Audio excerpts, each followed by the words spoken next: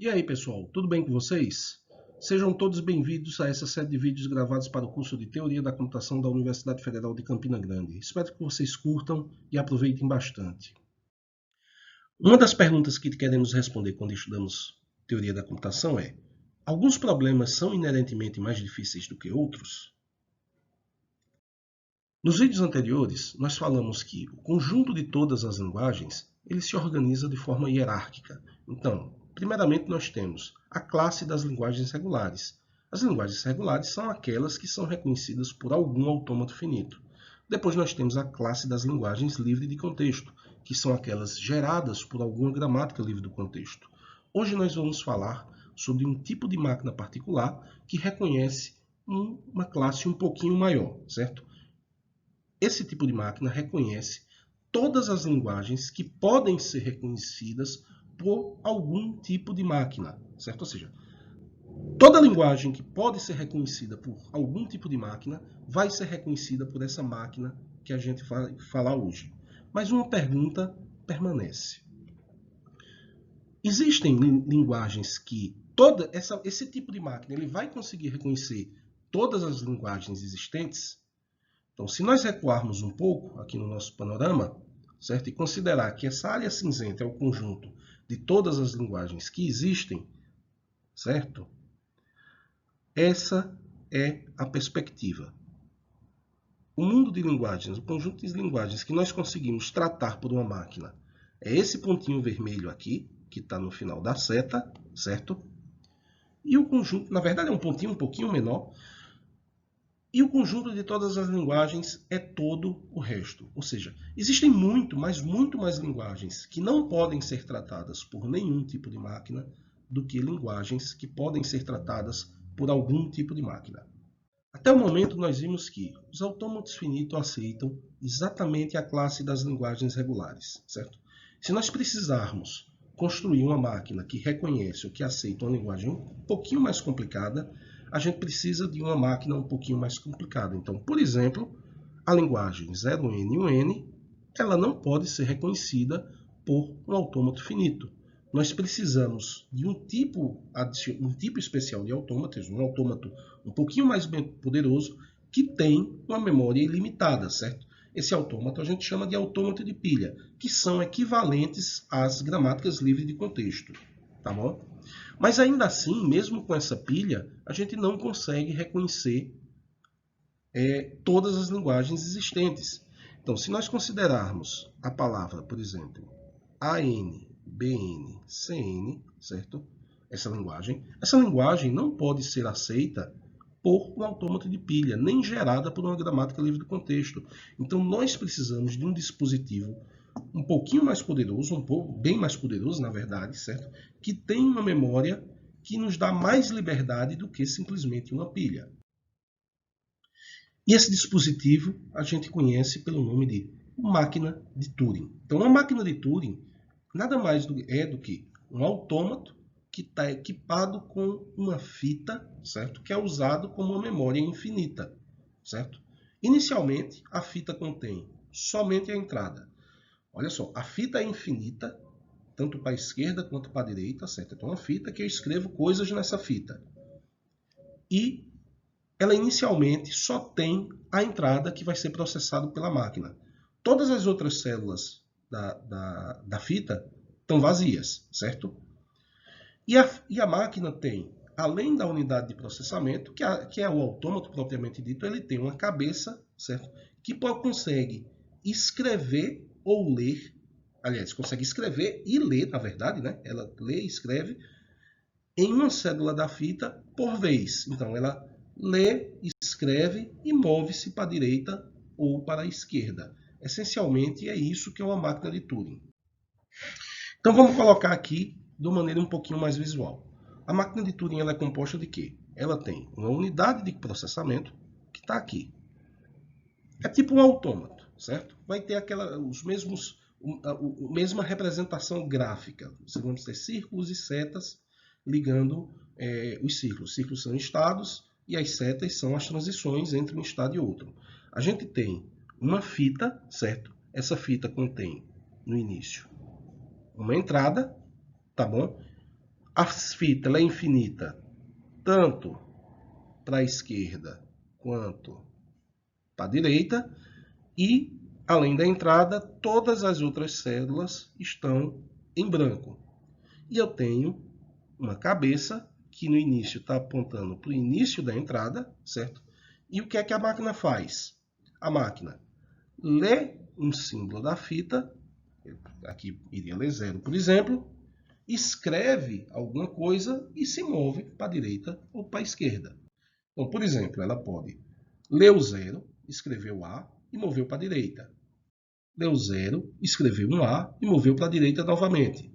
Leu 1, escreveu B, moveu para a direita novamente. Leu branco, escreveu X e moveu para a esquerda. Leu B, escreveu X, moveu para a direita. Ela leu o X, não escreveu nada e moveu para a direita. Depois ela vai ler um branco, escreve um A, vai para a direita, escreve um A, vai para a direita, escreve outro A, vai para a direita. Enfim, esse é o comportamento da máquina. Ah, mas o que é que determina quando ela lê alguma coisa, o que é que ela escreve, se ela move a cabeça para a direita ou para a esquerda? É o que está aqui na unidade de controle, na parte do autômato da máquina de Turing, certo? Então, retomando, a máquina consiste de 3 partes. Uma unidade de controle, certo? Que é um autômato. A fita infinita, que contém no início apenas a entrada.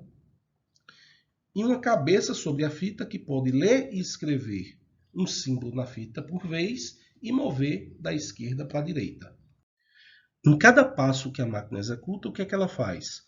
Ela lê um símbolo da entrada, que é o que está na fita, escreve um símbolo na célula que a cabeça está apontando, muda de estado e move a cabeça uma célula para a direita ou para a esquerda. Assim como acontece com os autômatos de pilha, a máquina de Turing ela também tem 2 alfabetos. Tem sigma, que é o alfabeto da entrada, e tem gama, que é o alfabeto da fita. Então, enquanto o sigma ele tem os símbolos que a entrada pode ser construída, certo? A entrada ela deve estar escrita usando esse alfabeto. O alfabeto da fita, certo? Gama, tem todos os símbolos que você pode escrever ou ler da fita em algum momento, certo? Sigma é necessariamente um subconjunto de gama. Por quê? Porque a entrada no início ela está escrita na fita. Então, se a entrada está na fita, é porque o alfabeto da entrada faz parte do alfabeto da fita, certo? O alfabeto da fita tem um símbolo especial que é o branco, que é denotado aqui por esse quadradinho, tá? Toda vez que você vê esse quadradinho, está falando do símbolo branco. E o branco não pertence ao alfabeto da entrada, certo? Então, no início, a entrada está na fita, certo? E do lado direito da entrada você tem símbolos brancos e do lado esquerdo você tem símbolos brancos, infinitamente. E a cabeça da máquina está posicionada no primeiro símbolo da entrada. Então, vamos ver aqui o nosso primeiro exemplo de máquina de Turing. Então, eu tenho uma máquina que tem 3 estados. Ele tem o estado Q0, o estado Q1, o estado QA e o estado QR, certo? Observe que eu tenho 2 estados especiais. Eu tenho o QA, que é um estado de aceitação, que faz com que a máquina aceite a entrada, e tem o QR, que é o estado de rejeição. Então, enquanto no meu autômato finito, no autômato de pilha, eu não tinha o estado de aceitação, quer dizer, eu tinha um estado de aceitação lá explícito, certo? Mas eu não tinha os estados de rejeição explicitamente na máquina. Aqui eu tenho tanto o estado de aceitação quanto o estado de rejeição. E uma diferença importante no comportamento é que, uma vez que a máquina chega em algum desses estados, ela para de processar imediatamente e aceita ou rejeita a palavra, certo? E assim como eu tenho nos autômatos finito e de pilha, eu também tenho minhas transições. Então, minha transição está nesse formato aqui, tá? E como é que eu leio como é que eu interpreto isso? Aqui está escrito que eu vou do estado Q0 para o estado Q1, lendo 1, certo? Desculpe. Lendo 1 da entrada, eu escrevo o branco e movo para a direita, ou seja, o que eu vou ler da fita, o que eu vou escrever na fita e para onde eu vou mover, certo? Então, eu vou de Q1 para Q2, se eu ler um 1 na entrada, escrever um branco e mover para a direita, certo? Então, eu fico indo de um lado para o outro. E o que é que essa máquina faz, certo? Essa máquina simplesmente conta quantos 1s eu tenho na entrada. Se eu tiver um 1, ele vem para Q1, 2, 3, 4, 5, 6, certo? Toda vez que eu tenho um número ímpar de 1s, eu vou para Q1. Quando eu tenho um número par, eu vou para Q0. Então, se eu processar toda a minha entrada, ler todos os 1s e encontrar um branco, se eu tiver um número par de 1s, ele vai ler branco, escrever branco, mover para a direita e vem para o estado de aceitação. Em compensação, se ele tiver um número ímpar, ele vai ler branco, porque ele encontrou um branco na fita, vai escrever o branco e vai mover para a direita e vai para o estado de rejeição. Tá? Ah, tá complicado esse negócio. Vamos lá, vamos tentar explicar com a execução da máquina. Imagina aqui que eu tenho 1, 2, 3, 4, 5 1s na minha entrada. Eu estou no estado Q0 inicialmente, tá bom? A máquina está no estado Q0 e a cabeça está apontando para o primeiro 1 da entrada. Então, eu vou ler o 1, estou em Q0, vou ler o 1, é o que está habilitado, vou para Q1. Então, escrevi o branco, certo? Vou ler 1 novamente, vou escrever um branco e vou para a direita. Novamente, vou escrever um 1, vou ler o 1, escrever branco, vou para a direita. Faço isso mais uma vez, faço isso mais uma vez, e agora o que é que eu tenho? Eu tenho um Q1, tenho um símbolo branco, eu vou fazer o quê? Vou escrever branco, vou para a direita e vou rejeitar a entrada. Certo? Essencialmente é assim que a máquina de Turing funciona. Rejeitamos a entrada. Vamos resetar agora e vamos começar de novo agora com uma quantidade par de 1s. O que é que vai acontecer? Bom, eu estou em Q0, eu vou ler um 1, vou escrever um branco e vou mover para a direita. Vou fazer isso novamente. Vou de Q1 para Q0, vou ler um 1, escrever o branco e vou mover para a direita. Vou fazer isso mais uma vez, vou fazer isso mais uma vez, só que agora o que é que acontece? O que é que acontece agora é que eu li uma quantidade par, porque eu estou em Q0, certo? E eu vou ler um branco, que é o que eu tenho na fita, vou escrever branco, vou mover para a direita e venho para o estado de aceitação. Cheguei no estado de aceitação, eu aceito, certo? Observe, a máquina não necessariamente precisa ler toda a entrada, certo? Para saber se ela aceita ou se ela rejeita. Ela pode ser que aceite ou rejeite antes de chegar no final da entrada. Não essa máquina em particular, mas uma máquina de Turing pode ter esse comportamento. Então, ao contrário dos autômatos finitos, as máquinas de Turing não param de processar quando terminam de ler a entrada. Tá? Assim como ela pode parar antes de terminar de ler a entrada, pode ser que ela continue processando indefinidamente, certo? Elas podem decidir quando e se vão aceitar ou rejeitar a entrada a qualquer momento. Isso é bacana? Isso é bacana. Por quê? Porque, digamos que eu queira reconhecer palavras que começam com 1. No autômato finito, eu preciso processar a palavra toda. Na máquina de Turing, eu simplesmente leio o primeiro 1, vou para o estado de aceitação e acabou, certo? Por outro lado, certo? Uma máquina de Turing, ela pode entrar em loop infinito, sem nunca aceitar ou rejeitar a palavra. Quem aqui, qual de vocês nunca fez um programa que entrou em loop? Quem nunca fez isso, certo? É uma característica do modelo computacional das máquinas de Turing. Então, apesar da simplicidade, certo? Eu pessoalmente prefiro chamar de elegância. Essas máquinas são dispositivos computacionais muito poderosos. Então, vocês viram, a máquina é relativamente simples. Eu tenho uma fita infinita em que eu escrevo símbolos e leio os símbolos da fita e movo a cabeça para a direita ou para a esquerda, certo? Apesar dessa simplicidade, essas máquinas são dispositivos computacionais bem poderosos. De fato, são os dispositivos computacionais mais poderosos que a gente conhece até hoje. Tá? Então, nós vamos falar um pouco agora como é que a gente projeta máquinas de Turing, certo? Para algumas linguagens. Vamos começar com uma linguagem conhecida. Vamos começar com a linguagem 0N, 1N. A gente já sabe que a gente pode fazer uma gramática livre do contexto ou um autômato de pilha para reconhecer essa linguagem. Mas vamos fazer uma máquina de Turing para ela. Então, a gente vai utilizar a abordagem recursiva que a gente usou para construir a gramática. Eu sei que a palavra vazia pertence à linguagem 0N e 1N, certo? E eu sei que 0W1 vai pertencer à linguagem se e somente se o W pertencer à linguagem. Ou seja, a palavra vazia pertence à linguagem? Pertence, por definição. Então, 01 pertence, 0011 pertence, 000111 pertence e por aí vai. Tá bom? Então, como é que funcionaria minha máquina?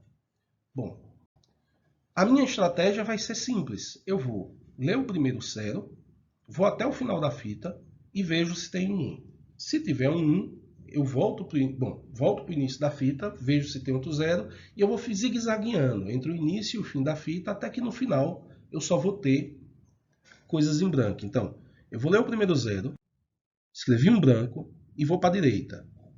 Aí eu vou para a direita até que eu acho outro espaço em branco. Achei um branco, opa, cheguei no final. Volto uma posição. Então, opa, tem um 1. Eu tinha lido um 0, certo? Eu quero casar com um 1 no final. Casei com 1, apago esse 1 e venho para a esquerda. E aí eu faço o quê? Eu vou para o início.